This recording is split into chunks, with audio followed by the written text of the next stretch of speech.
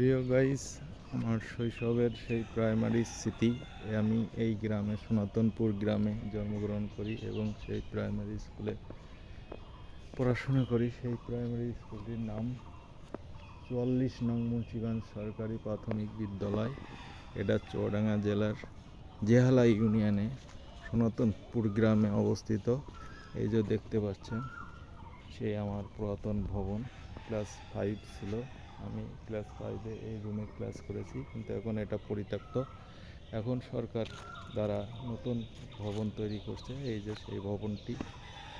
আর এটা হচ্ছে স্কুলের সাইডে একটা বাগান। আমরা খেলাধুলার পরে আমরা এখানে বসে আড্ডা দিতাম। আর এটা দেখতেছেন মোটামুটি আমার প্রাইমারি স্কুল, সেই বিল্ডিং, যেটা 1 থেকে 4 ক্লাস। ঠিক আছে, এটা আমাদের শৈশবে বিকাল হলে আমরা খেলাধুলা খেলতাম। এখন পুরো ফাঁকা, দেখা যাচ্ছে কোনো মানুষ নাই। আর এটা সে ঐতিহ্যবাহী কাঁঠাল গাছ। এই কাঁঠাল গাছ প্রচুর পরিমাণ কাঁঠাল ধরছে, যা এত মিষ্টি, যা মোটামুটি মানুষ একবার খেলে এটা স্মরণ রাখে।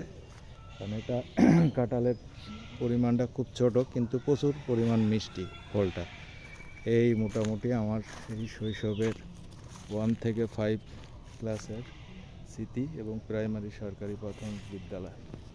ওকে, থ্যাংক ইউ গাইজ। আমার ভিডিও যদি ভালো লাগে আপনারা সাবস্ক্রাইব করবেন, বেশি বেশি সাবস্ক্রাইব করে আমাকে সহযোগিতা করবেন।